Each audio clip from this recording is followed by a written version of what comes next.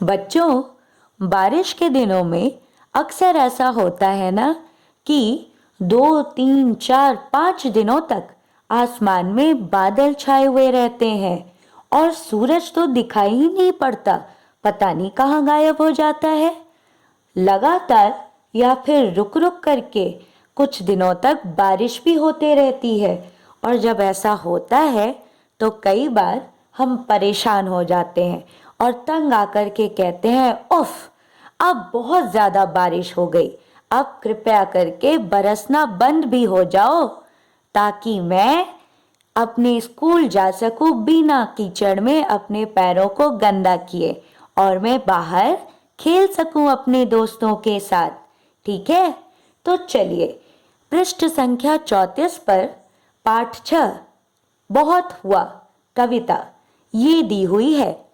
इस कविता में भी बच्चों देखिए, आप ही की तरह छोटे छोटे बच्चे हैं जो कि लगातार होती हुई बारिश से अब तंग आ चुके हैं और तंग आकर के बादल को कहते हैं, बादल भैया बहुत हुआ, कीचड़ कीचड़ पानी पानी, बादल भैया अब प्लीज बरसना बंद कर दो, बहुत बरस चुके, अब हर तरफ तुम्हारे बरसने की वजह से देखो ना कैसे कीचड़ कीचड़ और पानी पानी हो चुका है।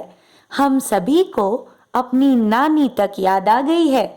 बच्चों, नानी याद आना एक मुहावरा है। याद करिए, पाठ 2 में हम लोगों ने कुछ मुहावरे पढ़े थे ना। नानी याद आना भी एक मुहावरा है जिसका अर्थ होता है जब हम कभी किसी मुसीबत में होते हैं ना, तब हम लोग कई बार घबरा जाते हैं। उसी घबरा जाने को नानी याद आना कहते हैं। तो ये बच्चे भी भाई लगातार होती हुई बारिश से परेशान हो चुके हैं और इनको अपनी अपनी नानी याद आ चुकी है। बच्चे कहते हैं कि देखो ना बादल भैया, तुम दिन भर बरसे रात भर बरसे, जिसकी वजह से देखो मेरे घर की जो छत है वो भी चू रही है।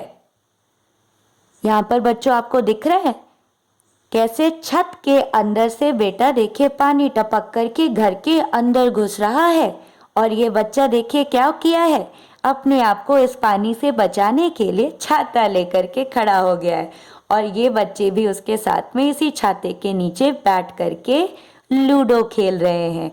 ठीक है, तो ये बच्चा कहता है कि प्लीज अब बरसना बंद कर दो, दिन रात मेरे घर की छत चू रही है। चूना मतलब पानी का टपकना।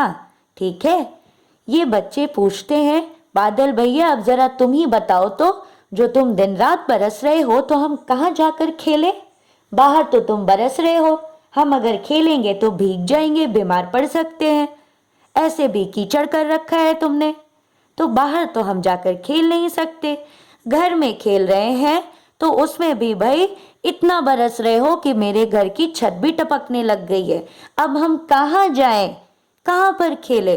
देखो बच्चों, यहाँ पर भी पानी टपक रहा है तो इन्होंने बाल्टी यहाँ पर लगा रखी है कि भाई ये पानी जो है वो यहाँ पर इकट्ठा हो जाए। ठीक है, ये देखिए यहाँ पर भी उन्होंने इस टब में जो छत से चूता हुआ पानी है उसको कलेक्ट करके रखा हुआ, इकट्ठा करके रखा हुआ। और ये बच्ची देखिए आप लोगों की तरह नाव बना करके और उसे इस टब में तैरा रही है।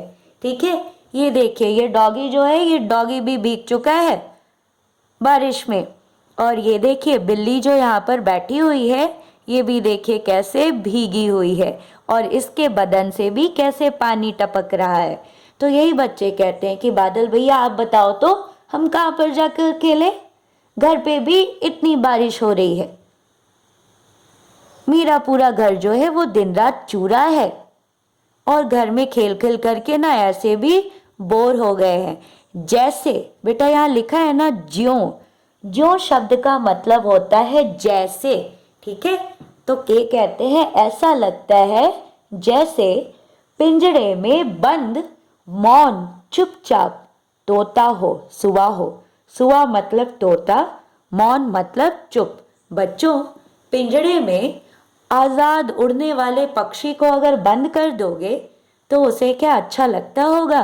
नहीं ना। कई बार वो इतना दुखी हो जाता है कि बिल्कुल मौन चुपचाप हो जाता है है ना। तो ये कहता है कि हमें भी लगता है कि हम सभी बच्चे अपने घर में ही कैद हो गए हैं, जैसे कि पिंजरे में तोता, सुआ। अब ये सूरज दादा को बोलता है, सूरज दादा प्लीज आप जल्दी से आसमान में आ जाओ ताकि हर तरफ धूप खिल सके। ताल, बेटा तालाब को हम लोग ताल भी कहते हैं, ठीक है।